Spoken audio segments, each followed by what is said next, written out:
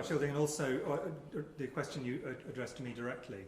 I think we've all known that what we've got to try and do is get to the absolute edge of what we can do in terms of opening up the society and the economy without getting to the point where the virus starts to take off again. Because if you do too much in terms of opening up, the virus will come back. Obviously, if we do too little, big impacts on society, big impacts in terms of increasing all the effects of unemployment and all the things that go with that. So it is a very, very difficult balancing act. I think what we're seeing from the data from ONS and other data is that we have probably reached near the limits or the limits of what we can do in terms of opening up society. So what that means, potentially, is if we wish to do more things in the future, we may have to do less of some other things.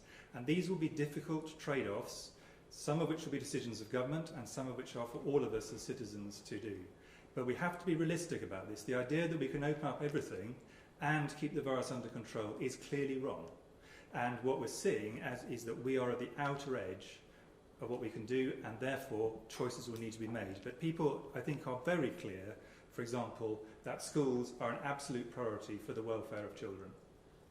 Thanks very much, Chris, and thanks, Sam. The beginning of a second wave. Thanks so much, Paul. And this, look, I'm going to put my hands up immediately and say, of course, we've got to make sure that we explain things as crisply and as clearly as we can. But Paul, just so everybody understands, what we've got is a virus that, yes, as I said earlier on, we've got some drugs that are now good at treating it, dexamethasone, remdesivir, but we don't yet have a vaccine. The only real utensil we have for controlling the spread of this new virus is human behaviour. And the only way we can encourage people to behave in one way or the other is through advice. And so you're totally right that we need to keep it as simple as we possibly can. And that's why, to sum it up in a nutshell, it's hand, space, space, wash your hands, cover your face in the settings that we've mentioned, and keep your distance from other people where you don't know them, you're coming into contact with them for the first time, and of course get a test and self-isolate if you have symptoms. I hope that was pretty, that was pretty punchy. I think hand, space, space, and get a test. I think everybody can more or less remember that. That's what we're asking everybody to do, Chris. I don't think it's probably sensible to think about this as a second wave that's somehow travelling around the world. Those things do happen with some epidemics. Rather, this is a situation where if we go beyond a certain point in terms of people getting together, linking up households, the rates of this virus will start to increase.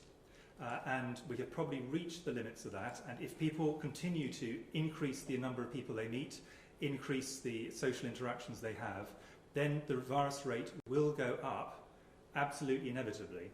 So this is really within our hands as society as to how we're going to respond to this.